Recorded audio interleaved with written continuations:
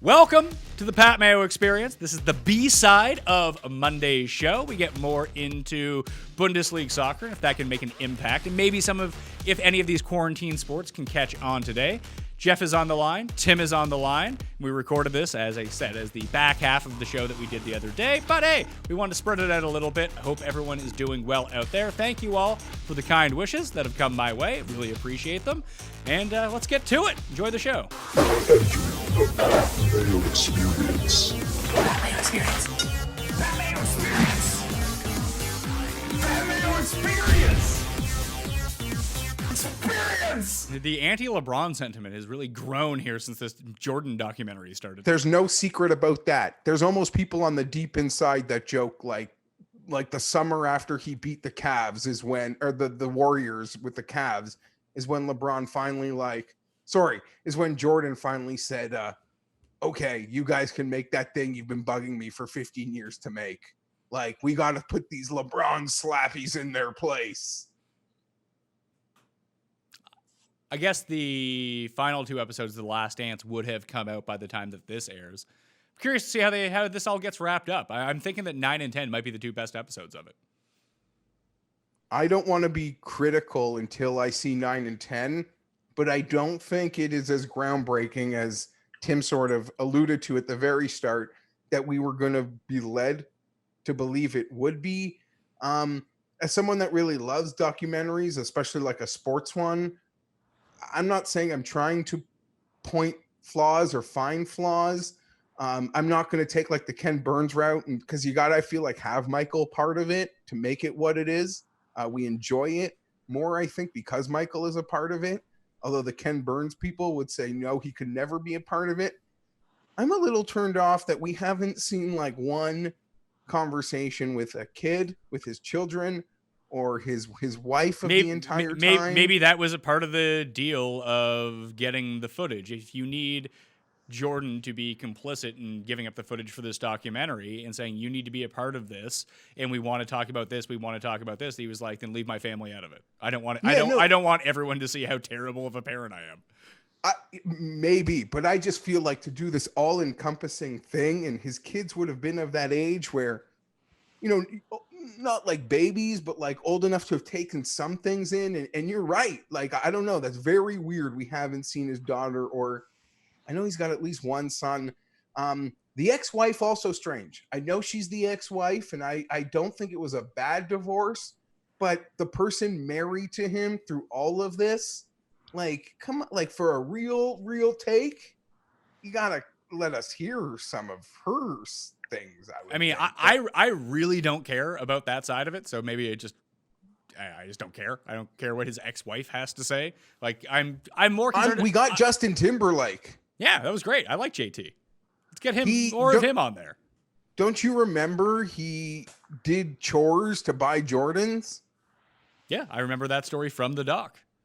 I just mean, like, isn't that a little facetious? Because we all know he had a nice little childhood gig where he probably wasn't. Well, that's exactly right. But where he wasn't doing the neighbor's yard work. He was in the Mickey Mouse Club. Exactly. But I like all of it. I like the celebrity attachment, but I just don't think it's as groundbreaking as it was sold to be. But that being said, I truly believe 7 and 8 were my two favorite episodes. And if they build on that, like 9 and 10 should probably be great. Also, although 9 and 10 are the ones that got edited like in the Corona time, and I don't know, you could argue being home all day made it easier for the guys. I don't know, but these were the two that were kind of made on the fly per se. So we'll see. Well, the big thing too is, like, no one is saying this is the greatest documentary of all time. I think that's where people, like, when people are coming out, like the Ken Burns type of people, no one is treating this like, this is a Ken Burns' Civil War. No one is talking about it in that way. People are just saying they really enjoy it. Like, it's essentially the same thing as Tiger King. Like, Tiger King is not good. We all kind of enjoyed it for a week, and then we'll never think about it again. This is just something to pass the time. Everyone enjoys the content matter, and it's being presented in a really fun way. Like, this isn't the most serious documentary ever made. You're absolutely right. It's popcorn. It goes. I mean, I catch myself looking at my watch a bit. Like, so it's not like flying by per se, but you're right. For these times, I look forward to being able to watch the 2 fresh episodes weekly. You're probably right. I think the circumstances of like the pandemic and it just being like the only, you could arguably like the first fresh sports content we had may have, like, in my head, I put it under a microscope, but you put it pretty clear. Under those criteria, it's done everything it's had to do. So you're right. Bang on. Geoff, do you think Bundesliga is going to catch on? Because I had a friend text me this morning barf. that he bet on it, and he said that this is what it feels like when my wife bets on the Super Bowl. That's a good line. I don't know. This is weird because maybe as a whole, I like soccer and combat sports equally. And the combat sports hype and fulfilling my feed didn't bother me, but I was really annoyed by like waking up to like hordes of Bundesliga takes. I think it's a good Korean baseball was never going to catch on. I saw people, and we talked about this. Did we talk about that on a show that aired? I have no idea. If people are looking for those shows that got taken down, they're on the podcast feed and they're on Facebook, by the way. I think it was on one of those shows where we talked about the ratings for Korean baseball and just the general interest. Like in our little Twitter bubble, interest appears to be much higher than it really actually, like 1,000,000 times higher than it actually is, because people are gambling on this, and most people are not gambling on this in real life or watching this. And it's on in the middle of the fucking evening. So at least Bundesliga, you can kind of wake up on a weekend. That's why my friend said that he ended up betting on it, because he's like, I'm up with my kid. His kid's like, 10 months old. Like, they go down for a nap. I'm just kind of sitting there. It's on at 10 o'clock in the morning. This is perfect. I can just watch this for an hour and kill some time. Yeah, I see that. I would watch. Yeah, this is when we'd be watching like the early weekend golf coverage, and you watch whatever you got to get through the time. I'm not hating on anything. Do you think that Bundesliga could catch on? Like, is this a smart move on them? Because obviously it's going to be big in Germany anyway, but now you're going to have the rest of Europe kind of focusing in on this. At least I'd imagine. I can only speak of it from our experience in North America. That is this a way? I agree. Is this a way for Bundesliga to kind of elevate itself to the level of like EPL in the way that people treat the Premier League in North America, and be like, oh, because just English being English, that makes more logical sense. And the EPL is huge, but they have the NBC deal. Like, people are big fans of the English Premier League as opposed to the Bundesliga or La Liga or Serie A or whatever it might be. That Bundesliga can kind of jump those other two and become like, oh, now I know who these people are. I'm invested. I'm going to watch German soccer all of a sudden. Or is this just like, let's wait till this is something to do until real sports gets back? Yeah, I think it's something to do till real sports gets back. Like, imagine if the NHL was like the only thing playing. You might get a lot of like NBA fans like just watching it, and baseball fans who don't normally get in there. So yeah, I don't know. I can't see it surpassing the other leagues, but brand familiarity is worth a lot. It's worth a lot. So that's why I totally back what they're doing if they feel they could do it in a smart and effective way. So good for them. I'm not betting it though. Yeah, well, what do you like? Where would you compare Bundesliga in terms of interest, Tim, do you think, versus like Outlaw Tour versus PGA? Because soccer in and of itself in North America is popular, but it's not like the concentration of popularity of soccer isn't all to one place. It's not like, love the MLS. The MLS is the only thing that I watch. It does seem like the Premier League is the biggest one of those. Like, do you think the Bundesliga could like tap into that? No, probably not.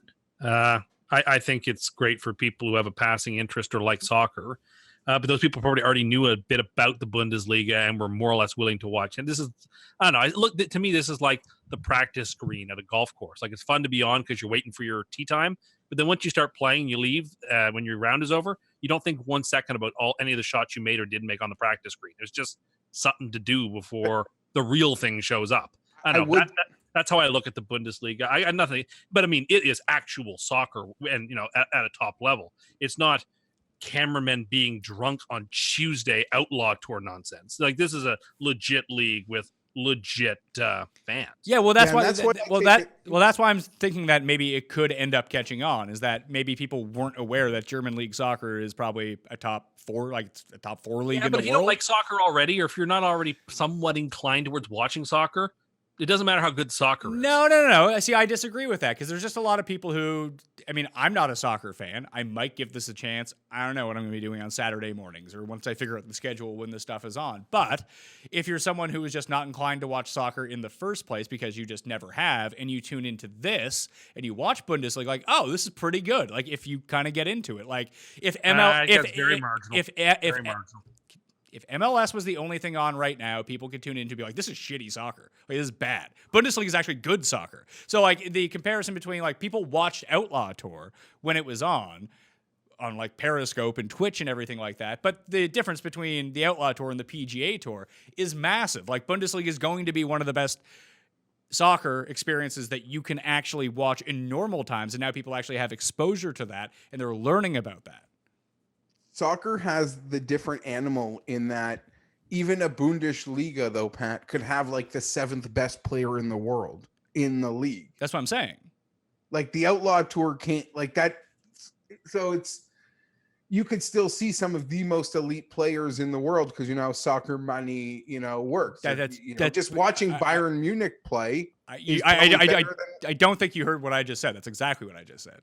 Yeah, I don't think the room for growth is really that there because of this. I think if you're even somewhat partially inclined to soccer, you're not going to watch it any more or less, whether it's on or not. Like, I only watch soccer during the World Cup and the European Championships. Heard the soccer was on today. I haven't watched sports. I love sports. Didn't even consider watching it. But maybe you might if it's the only thing on. And I'm the target demo. I am the target demo. Someone who isn't opposed to soccer and will watch it at the biggest moments. Did watch a little bit of MLS. Do watch the slightest little bit of European Premier or the English Premier League when it's on. Like, I am the demo. If you can't get me hooked, you're not going to get enough people hooked to matter. I just think that even that there's a lot of EPL fans out there, North America wise, that if they tune into German soccer, they're like, oh, this is like the same level of competition. I like this. Now I like German soccer too. I think they already knew that though, right? If you're into soccer, listen, you know. I think that if you're in Europe, that's one thing. Most of the soccer fans in North America are just cronies anyway who like soccer. Well, if they're actual fans. You're going to make fun of what I'm about to say, Pat, but it's just nice while it's happening. You make fun of me and my interest in like the CFL, but the second college in a normal year, the second college kicks off and NFL kicks off, like it doesn't exist anymore. But in the summer, while nothing else is happening, sort of like a league playing in Corona, I love football. A pigskin's going airborne, I'll watch it. But once the leagues that I like start, I don't pay attention until like I can follow who's in the playoffs and who's playing for the championship. That's it. And you'll make fun of me when I bring it up in the last 2 minutes of the week the Grey Cup is, and it never gets spoken about. It's not worth talking about. Well, the CFL is not coming back, right? This year or ever? I mean, if it doesn't come back this year, does it ever come back? Yeah. What if they don't get their bailout of $100 million from the government? Well, I think we could all agree they don't probably need it. So I think they'll be fine. No, I guess my point is, like, if you watch the CFL and then college and the NFL start, of course you're not going to watch minor league football. It'd be like if the XFL tried to go head to head with the NFL. Like, why the fuck would anyone watch the XFL?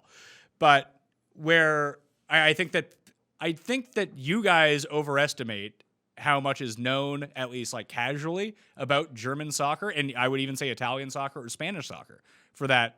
Over here, at least, that people are going to watch this and be like, "Wow, this is good soccer." Even if this is Lisa Lionheart until Malibu Stacy comes out with a new. No, people know what that is. All those leagues are good. All those leagues are fine. Everyone knows what those leagues are. I don't think there's any secret. I think you're underestimating that people like might not be aware of those leagues. I agree with you. They're not that hard to access, Pat. And I would argue in this new digital age, they're actually easier to access in some places because a company like DAZN has the Premier League rights in Canada. Yeah, but so few people have DAZN. That's my point. That the soccer fans, zone. What the hell are you talking about? They know what Bundesliga and La Liga, and they know what they're watching when they're watching it. They do. Yeah, but you're already talking about people who have previously watched it. What I'm saying is that most people haven't watched it, but now this gives them an opportunity to watch it, and that's a good sticky way to create new fans. I appreciate what you're trying to do. Because it's not like tuning into the CFL where it's like these guys kind of suck. It's watching like high level soccer, like you had mentioned. You can see some of the best players in the world in this league, and I think that there is. The people who have already watched it know that, but now you're going to get a whole bunch of people who have never watched it tune in and see that and be like, oh, okay.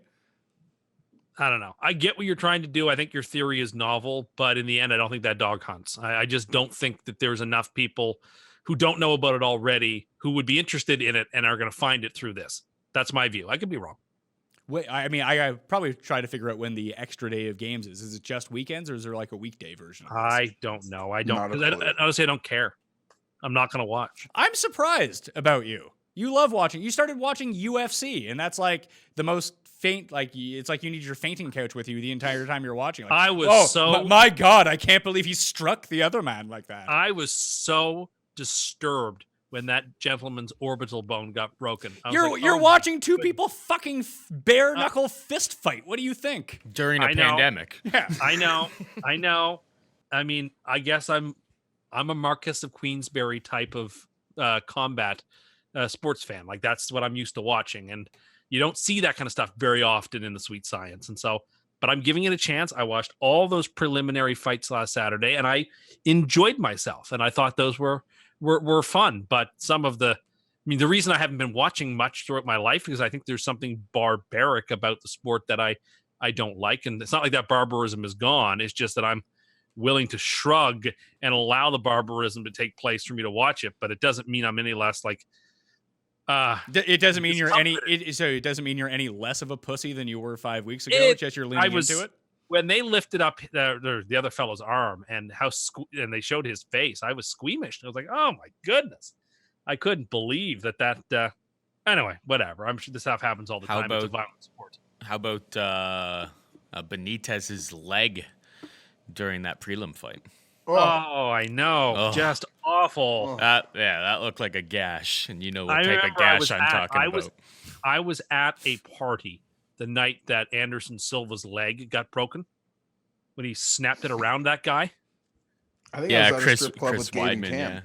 I was so, I was so disturbed. Yeah, that one was rough. That one was rough to see. I was like, I gotta leave.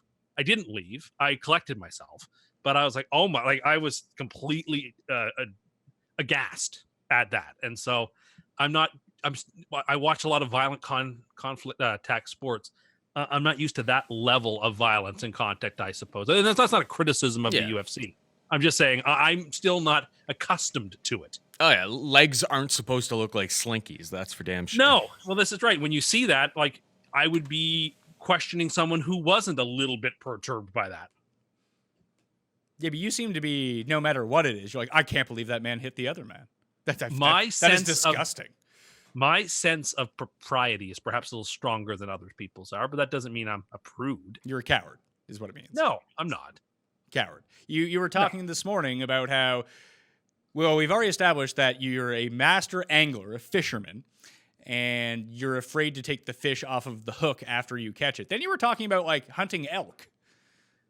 I think that would be a very sporting experience. So what are you going to shoot? You're going to shoot the elk and leave it in the fucking woods? I'm not afraid of wild animals that have been that have been deceased. It's just fish freak me, particularly because they're alive still when they're on the hook. Ugh. You know what? I want to. Let's go hunting the next time that I'm home. We'll shoot a deer if we can find a deer. I don't know. You would have the patience to be a good hunter. I would think. I don't think you would have the opposable digits in order to fire the gun too well. But we'll see about that.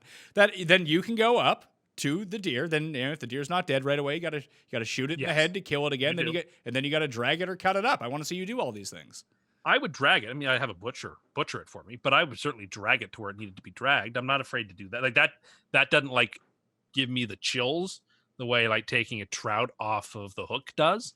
But yeah, like I said on the chat, I have this dream of in the parlor of my house having this big elk head hanging above the mantle place that I shot myself. And I think that would be really neat. I could hang like cool stuff off the antlers. So Geoff, Jets helmet. Yeah, Geoff, Tim isn't scared of the taxidermied version of the animal that he's going to kill. I have my doubts that he'd be okay with not only killing the animal, but then getting the animal somewhere and like dragging it around.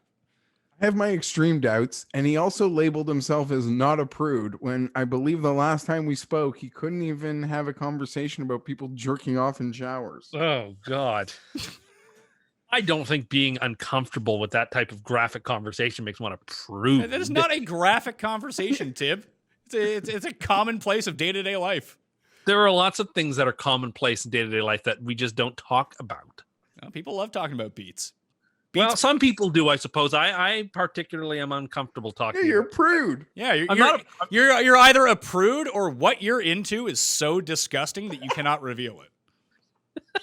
No, I'm neither a prude nor a weirdo. I was raised with a certain level of there are things that gentlemen don't discuss, and it's hard for me not to break those rules. You're not a gentleman, though. You can't take a fucking fish off a hook. What are you talking about? Not that I can't. You can't. It's just that I won't. Can you do it? No. The answer is no. That means you cannot do it. Of course, I could physically. Why? Do you do it? No. So you can't do it. I keep looking for like the device that they invent that will allow me to take the fish off the hook at distance. It's called your fucking hands, pal. Yeah, or if you have like a valet who comes with you when you fish, maybe they could do it for you. Now there's a Tim Too Rich. Yes, I suppose it would be. Your fishing valet to unhook the fish for me, please, Jeeves. It would be convenient. What else do I have? Oh, the underreported thing that... Have you guys been following this NFL armed robbery thing at all? A little bit. I mean, I followed it today because he turned himself in, right? One guy turned himself in, but now I saw this is going to be out in the future, so we might be missing a day here, so I don't want to talk too much about it. But there was also letters written by witnesses that one of the guys wasn't involved at all. Like, this is really bizarre. Yeah, it is strange. I'm having trouble getting my arms around it for that exact reason. And it feels like it's being not necessarily underreported, but it's not being thrust into, like, this is a big deal. If this is true and this all actually happened, like, this is a real story that is a black eye for the NFL. Maybe it's good that there's a quarantine going on, that people can't be like out on the scene digging up a lot of reporting. Although I guess it's in Florida, so you're like, how do they think they were going to get caught? I don't know. Like, based on what the story is, like, it makes no sense. Yeah, it's craziness. I don't understand it. That's why I'm like, I read it and go like, I'm missing something here, but what it is, I don't know. Geoff, have you seen any of this? Yeah, it's all hard to get your head around. Is it poor taste to say, I mean, it's still NFL offseason and we're good for about a couple of these a year, and had that Earl Thomas interesting story. Well, the Earl Thomas interesting story. Very different. It's a lot different than this. It's not alleged armed robbery. No, this is a very creepy story. Like Tim, I don't really know what to make of it. It's hard to get my head around, and I don't know. My interest in it isn't very high. Like I see new headlines for it, and I'm not like desiring to really click it. I just feel like it'll all just come together, and I'll get the Coles Notes version. Do you think it's because it's two players people are pretty unfamiliar with, for one thing, that no one really... Not that no one cares. No, but they play for the Giants. Like, it should be a big deal. There's a lot of people on every football team. I know, but the Giants are in New York City. You would think that would generate more interest than if they were... Yeah. If this was regular time, this would be like back page New York Daily cover. Like, they'd be making fun of it every day. They're like mock back page sports covers would be all over it. So yeah, I do agree. They are probably, I don't know, sort of just going to get passed in a couple news headlines, especially with New York reporters who don't really have the stomach for these sorts of stories at the moment. Yeah. Let's see. Baker turned himself in as we speak right now. And who was the other guy? Dunbar? Yeah, I think so. Yeah, Seahawks, Quentin Dunbar has not turned himself in, but he was the guy who had like his lawyer states that people had letters that he didn't do it. Like that part is the weirdest part to me. Where did they get these letters from? Like, it's been like 2 days. Like, I don't know. There's just something all. There's more to come. The puzzle pieces aren't fitting together quite yet. Yeah, and like as we were speaking, New Redskins receiver Cody Latimer was arrested for assault and illegal discharge of a firearm. The NFL is making news these days. They have to. Do you think the NFL holds back positive news stories like the release of the schedule, or because it also came out that the NFL is opening up, I think it was today or yesterday, that the NFL is going to be opening up their facilities in states where that's legal. They're going to get everything open. Trainers can report to the facilities and medical staff, and the players and coaches will eventually follow along. Do you think they hold these stories back for when these stories types of hits? They can release like, "Hey, no, football's coming back. Don't worry about it," and like, don't pay attention to this stuff. 100%. 100%. 100%. Yeah. I mean, totally your job agree. is if you're NFL PR, your job is to triage the multitude of bad stories that are inevitable year after year with the good news that you've got. And you're lucky that a good number of the people in the media are willing to just spin for the shield no matter what. Always. It's something that's happened with football that's never happened to baseball. And baseball media have always wanted to tear down the league. Football media is your Glazers, your Peter Kings. They could report things. I'm telling you that they just, what they see in lockers, I don't know. Like that Andrew Steendion stuff, not in a million years would have happened in the NFL. Not in a million years would like those guys with the inside want to dirty the league. No, like but hockey writers will spin for their league and protect things too. I think hockey writers are the besides local reporters for college teams, hockey comes directly after that in protecting the players and the league. Probably. I think so. Yeah. Yeah, I think we've talked about it a whole bunch of times. Like the amount of hockey player stories that almost all of us know that were just never reported but are like common knowledge, or even stuff that I've experienced being around NHL players. Of course. You're just like, oh boy. But no one has an incentive to break that story. No, not That's at why, all. right? So before we get out of here, I had a few things. Tim, you said the Temple of Doom is the best Indiana Jones movie. That's ridiculous. Oh, yeah. No, of course it is. Like, of course it's ridiculous. You said it, I know, but like that and The Last Crusade are 1 and 2, and then there's a significant gap, and then it's Crystal Skull, and then it's Original Gap, and then it's the first one. But you think that Crystal Skull is better than Raiders of the Lost Ark? Yeah, that's my position on this. That is what do you have? Do you have CTE? No, your 1 year of high school football gave you brain damage?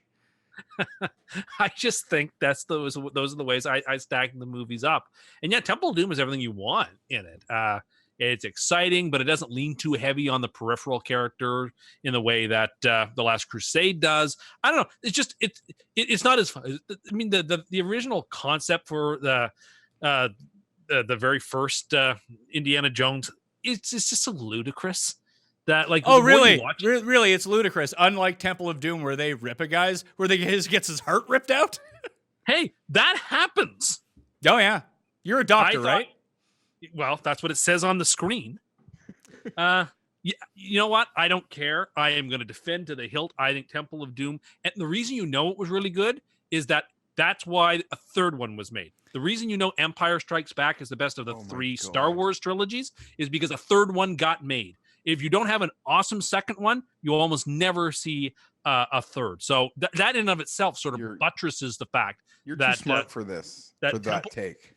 Well, it's true though. Oftentimes, if a third movie a second movie bombs, once the first one's a success, they sign. Not always. 2 and 3 come as a package for the new people. Not always. Most of the time, yes. In the instance of Indiana Jones, Jeff is correct. That's actually definitely not in the 80s. I mean, anyway, that's what happened with both Empire and Return of the Jedi. And I mean, Spielberg was basically the first one to start doing this. Him and George Lucas to sign these multi-movie deals after the first one came out, so they can establish their stories. But like, obviously, Temple of Doom is the best. No, it's not. Temple of Doom is. I mean, it's better than like the new one that came out. But Raiders and Last Crusade are way above that. And the whole point is that they're made as like a throwback to 30s serial type movies. And Raiders is fun. Last Crusade is fun. Temple of Doom is not fun in the slightest. I like it. I like it best. Sorry, I'm not going to pretend like I don't. Jeff, do you like it? Temple of Doom's fine. It's not. It's Jeff. When I tweeted it out, Jeff liked it in about 3 seconds. So I was on the feed. I like when you say things. I don't mind it. I like the series as a whole. I watch them I would probably do it the other way. Like Raiders is probably my favorite, but when you like, I'll throw it to you this way, because sometimes you'll like be flipping through the channels and there will be an Indiana Jones marathon on, and they'll play the movies back to back to back. I'll tune in and watch parts of Raiders. I just won't watch Temple of Doom, and then I'll tune in for Last Crusade. Okay. Well, I mean, that's the thing about movies, right? Is that we're allowed to have different preferences. You can have a different preference, but you need to realize that you just have incredibly bad taste. I don't think so. You do. I I know you don't think so, but you have to eventually. Yeah, Tim, people like your shit all the time because it's fucking ludicrous. How many positive comments did you get back in return? Several. Did you? How many do you think total did you get? I don't know the exact number. I don't. You just said you do. You just said several, so you have an idea. How many do you actually think it was? Would you like to retract your several statement? No. Are you sure? Yes. I'm now looking up to see how many. I mean, I didn't get ratioed, so that's usually a sign. I mean, you have 30 comments to 40 likes. Well, that to me is a win in and of itself. Definitely your best take ever. Whatever you say. Oh, you're getting the TC glad hand. This is a great take. Yeah, so you know what? There's it's a mixed bag. I don't expect everyone to agree. I guess I'm very curious of people who would put Raiders of the Lost Ark there when it's nowhere near as good as the other two. But so as 20 with 27 comments on this tweet, you have 3 that agree with you. Geoff, how many of those 3 do you think are sarcastic? You're right, Tim. Tweets. It's always about 85%. Yeah. Good call, TC. Thanks, Paul. Yeah, see, he's being sarcastic. Oh, I have a concept for you that I was reading about last night. If you want to hear about it, Tim. I'm all ears. It's called Begpacking. Do you have any idea what this is? Bag packing? Begpacking. Like BEG, like a beggar? Yeah. No. Geoff, do you know what this is? Nope. Tim, do you want to take a guess at what this might be? Beg packing. Like where you beg for a package of goods rather than just like money, or you like package together the things you're begging for? I actually don't know. I mean, you're halfway there with the begging part. Geoff, do you have any guesses at what this is? I don't have a clue. Okay, so there are basically Americans going over to Asia, not so much right now, before the pandemic, and they're going over to Malaysia and Kuala Lumpur. I guess that is Malaysia. Thailand, Vietnam, all these different places, and backpacking around in Asia. But they're not bringing enough money to do it, so they're my God. They're begging on the streets of these major cities with signs being like, "Hey, I'm backpacking around. Can you spare some change so I can continue my trip?" Can you talk about the height of absolute arrogance and stupidity that you would go to countries where a good number of people are financially struggling terribly, and you, a wealthy traveler, would rather not spend any more dad's money, so you instead ask for change so that you can afford whatever hostel that you stay at has the best Wi-Fi so that you can take your photos of whatever rice bowl you're eating in pano mode on your phone and put it up on TikTok. Like, can you imagine? I actually couldn't. It was the first time I've ever looked at something and felt like you about everything. I am not shocked to hear that this happens. I am offended that it does happen. How, again, just cheap. It's just cheapness and entitlement and laziness and millennialism all rolled up into one pretzel of awfulness. Geoff, what if I told you that there's a certain way that people do it, and they actually make, like, I was looking into the research on it, that a lot of the tourists will put a blindfold on while they're begging, and like they're wearing, like, they don't look like beggars. They look like people wearing, I don't know, like Tommy Hilfiger, like head to toe, like new clothes, This is repulsive. new shoes. It is repulsive. What they'll do is put a blindfold on and offer up hugs for money on the streets. And it's such a novelty that people actually give them money. Like this is like my parents stopped sending me money, help me. Like, I don't understand. I don't know exactly what it is. People who feel entitled to travel. It's like, Yes. man, my life's not complete, man, if I don't go see the Taj Mahal, or, I'm not living my best life if I am not, walking around the streets of Ho Chi Minh City. That's not just, I have a right to do these things. No one will deny it to me. The man can't keep me down like that. Entitled, arrogant, moronic thinking. Those people should be ashamed of them. Of course, they're not, because shame is something that they've been discouraged from feeling, Like you. in school. You also But feel no shame. I feel shame about all kinds of things. Really? Sure. Things that I think are shameful. These people don't understand that their actions are shameful. I, for example, was watching Extreme Couponing the other day, and I saw activities on that show that were absolutely shameful. And I was afraid this could that be me. I said, oh my God, if I made a few wrong turns, could I get in this circumstance? And I was like, no, I can never let that happen, because that would be shameful activities. Anyway, so my point being that this beg packing doesn't shock me that it exists. It offends me, and anyone who wants to defend it has all their work cut out for them. I would think that the only people who would actively defend this would be the people doing it. That's the only people who could look at that and be like, this makes a lot of sense to me. This is not shameful. Or they'd say, well, how else am I going to visit India? I get what they were going to. I get what they're going to say. They're wrong. Yeah. You don't have a right to travel anywhere you want. Travel in and of itself is one of the most overrated things on earth. And you certainly don't have a right I completely disagree about that. You don't have a right to do it by basically taking advantage of even more disadvantaged people than yourself. I think travel is fine. I think it's terribly overrated. Yeah, you're scared to travel. That's why. It's like bacon. Bacon's good, terribly overrated, but still good. Travel's the same way. Good, but very overrated. I don't see how you're out on travel. That seems like such a weird thing to me. It's because you're afraid to fly. It's just you're afraid of people, especially different people. I'm not afraid of people. I'm not afraid of flying, and I do travel on occasion, but I'm most comfortable where I am. And to me, my life is fulfilled with intellectual and interpersonal pursuits, and is not, there's not a hole in my heart that needs to walk into the Louvre to know what painting's all about. That doesn't bother me.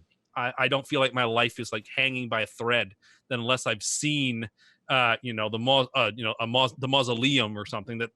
Or anyway, you know what I'm trying to get at here. Well, a spoiler for a future show. I have no idea if Geoff is still on the line or not, but you said that you don't need to go to the Louvre to understand what painting is all about, or even to get a good feel for what these paintings may look in real life. But you did say that you can't go to a bistro anywhere outside of France because that's just illegitimate.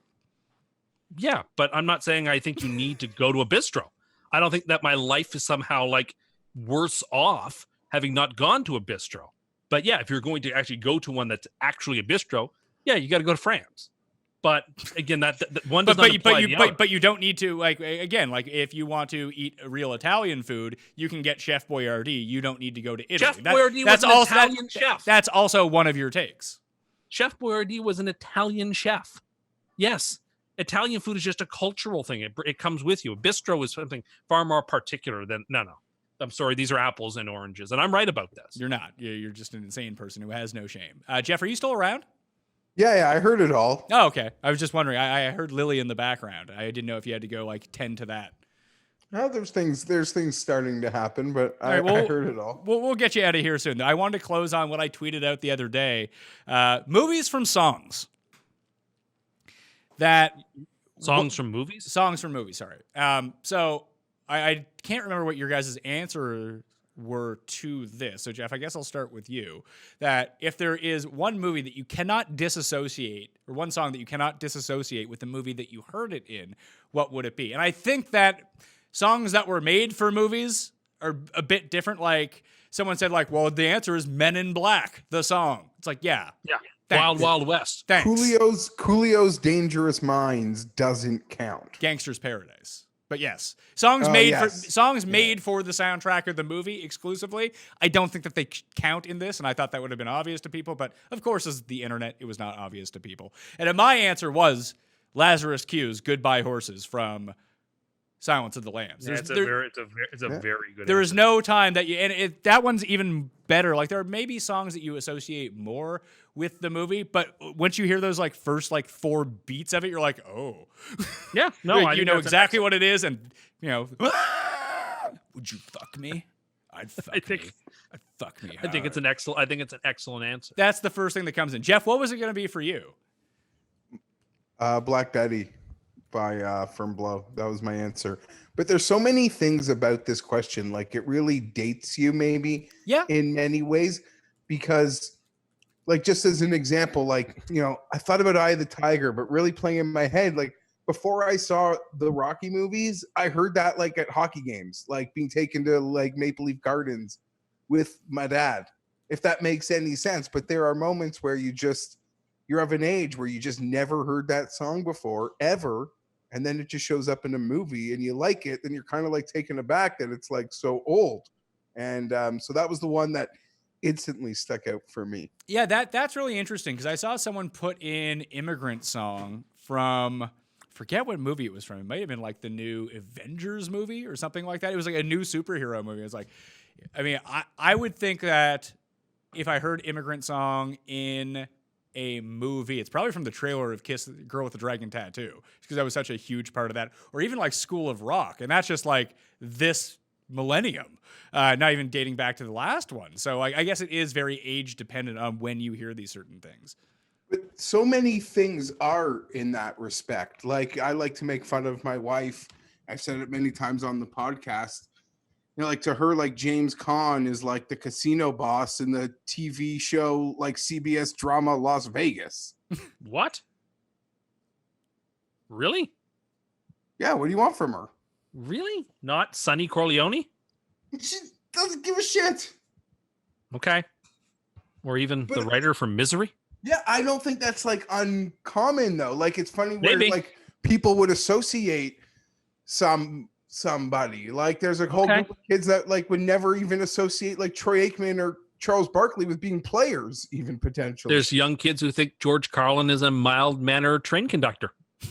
There it is. That's actually that's a very good example. Like, and to even look at it, like anyone who's probably like 21 now and watches Succession knows Alan Ruck is the cum-eating brother on Succession, not Ferris Bueller's friend Cameron. Or Spin City. Or Spin City. There you go. Yeah. I mean, I would think that most people who watch Spin City probably did know him from Ferris Bueller's because that was so close together. But yes, Yeah, that's true. That's true. it would be like knowing Charlie Sheen only from his Meltdown. Yeah, instead of Hot Shots Part 2. Exactly. So, Tim, what was your answer to this question?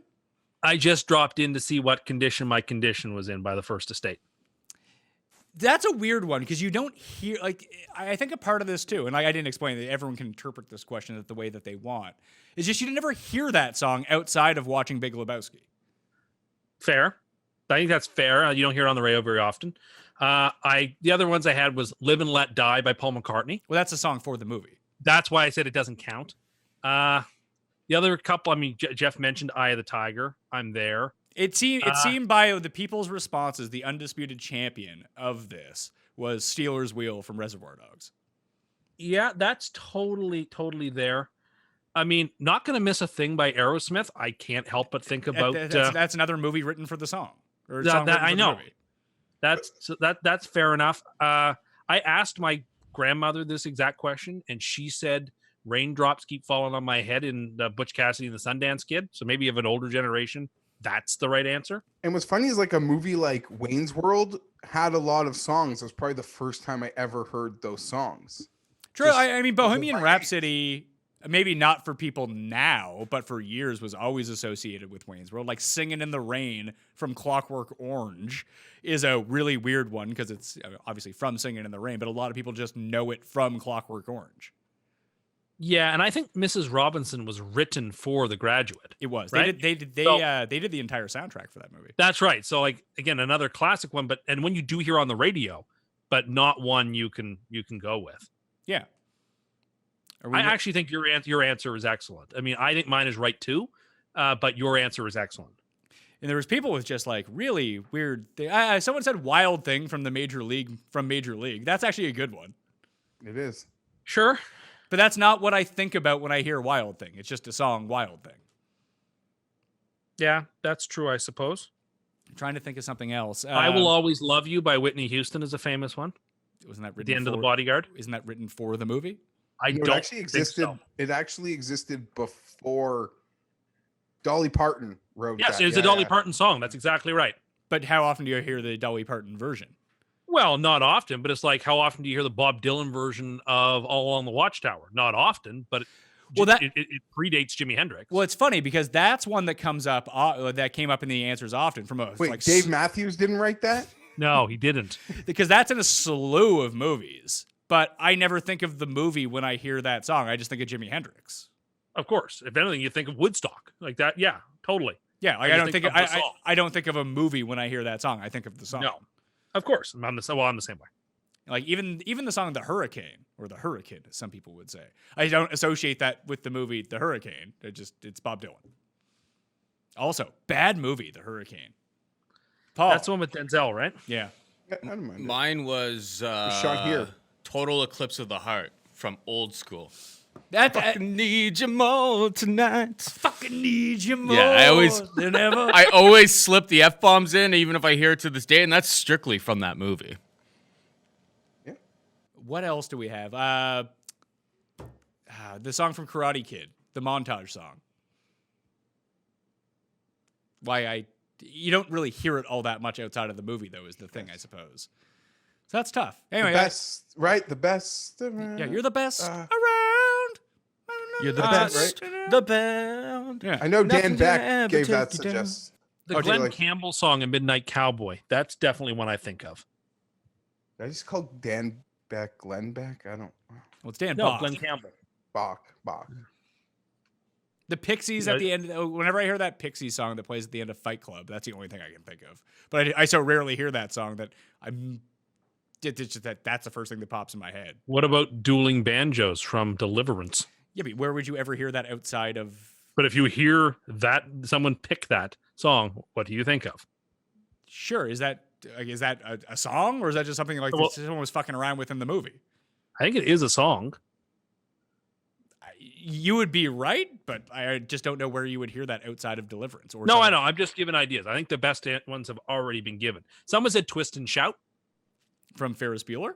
from Ferris Bueller. Sure. I don't think of that movie, but I think of a certain generation's age, you would. Maybe I don't think of Ferris Bueller when I think of that song, but that could just be me. What Yeah, I about don't. I would think of like some birthday party when I was 5 years old Yeah. or something. What- in what- someone's basement? Like what about the end from Apocalypse Now? Yeah, I can see that. Like someone said March of the Valkyries from Apocalypse Now, but that's not When I exact- hear the March of the Valkyries, I think about Bugs Bunny. Yeah, me too. Like that's sorry, that's Yep. where I am. no, you're right. Absolutely right. You're absolutely right. So yeah, maybe the stuff is really dependent on when you saw certain things or how old you are. I mean, most things are like that, 100%, but yeah. that's a really. I do like Scott Kahn's dad though. That's good.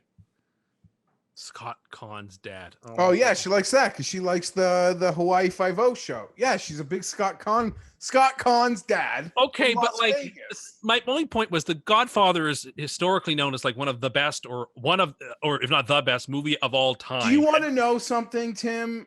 Okay, and don't worry, we get along fantastic. But she watches the freaking Ellen show, and she tapes it every day. Don't ask me. It takes up all the goddamn PVR. And there was one the other day. It was this person and Bill Murray, but in the intro to Bill Murray, he's wearing a panda, a mascot mask on, so you can't even think. He made a funny joke, and I'm laughing. And then she's she kind of made a comment. I'm you couldn't even pick him out. You don't even know what he looks like. You couldn't even name one Bill Murray movie, and she couldn't. And that was weird, but she's not big into movies. So Fair let's enough. not make this Fair about my enough. wife. Nope, She fair doesn't enough. know who James Caan is. She's not into movies. Let's Well, just end Fair it. enough. I will throw out two more that I completely forgot about. One is going to be "Don't You Forget About Me" from the end of Breakfast Club, which is. I guess. Are you serious? That's a pretty iconic Yeah. music cue in a movie. I said I guess. Okay. It was a very dismissive, I guess. I don't like that movie. More so I so don't than really figure that movie. more so than whatever the fuck you named from Midnight Cowboy. Everybody's talking at me. Yeah, apparently, which is another movie. Like, if you think people haven't seen The Godfather, think about Midnight Cowboy. Well, I think almost everybody, not almost everybody, I think that billions have seen The Godfather. I would say, and compare that to Midnight Cowboy, which, yes, people, Far fewer have seen. that's a very underseen movie. Very good movie. But Sure it is. It was rated X for 20 years. Sure. So Which no longer exists. that kept a lot of people away. And Danger Zone from Top Gun. Yeah, was that not written for Top Gun? Oh, I don't know. I don't know either. But I think Kenny Loggins used to write songs for movies. So He did Footloose for Footloose, obviously. yeah, so that just I thought that was a song that had previously existed. I don't know about that, though. I'll have to look at that. All right. Because, I mean, the real answer to this song, if it's a movie, if it's songs written for movies, it's probably Power of Love or Back to the Future or My Name is Willie Beeman from Any Given Sunday. or Goldfinger. Yeah, maybe. Is that the best Bond theme? Yeah. Wasn't the song? Nobody Does It Better is a close second, but I do think the Goldfinger's first. Was the song in Ghost? You know that famous scene. Unchained Melody. I don't think of that movie when I hear that song, but you're right. That is, of course, the most famous scene in that movie. All right. I think that will do it for us. You guys will be appearing on shows periodically throughout the next little bit. So it's not like you guys are going anywhere. It's not like I'm going anywhere. Just that will be it for the newest of new content. So everything else is previously recorded. I hope everyone enjoys it. Remember to smash the like button. Remember to leave a 5-star review after you subscribe to the Pat Mayo Experience audio podcast. And tell some friends. You guys have a good couple weeks, all right? Yeah. Yeah. All the best, buddy. All the best. And I'm glad people don't have to hear that song on the way out now, too. Well, I mean, they'll hear it if they're listening to the audio version. If you want to, they're watching. I would say that 20 times as many people listen to the audio version than watch the show. Does that surprise you, Tim? It shouldn't anymore. Nothing should surprise me anymore. I mean, what do I know? How often do you watch hour-long shows on YouTube when you can just download the podcast on your phone? Not much, but I mean, I watch the Netflix on my computer, so I'm not one who's opposed to watching things on my computer that are videos. Jeff, did you know that Tim, like, you know how there's like channel, like, because he has Bell, like there's a channel on Bell that is Netflix, but he doesn't use that. He just watches it on his computer. Insanity. It's nuts. So that's how I learned. You can follow Tim on Twitter at Tim Andercust. You can follow Jeff at G Fienberg 17, me at the PME, Twitter, Facebook, and Instagram. Like I said, share the show around. We got golf coming back. We got football coming back. Brand new MMA content whenever there is a new UFC card out. So stick around for all of it. I'm Pat Mayo. I'll see you next time. Pat Mayo Experience! Experience!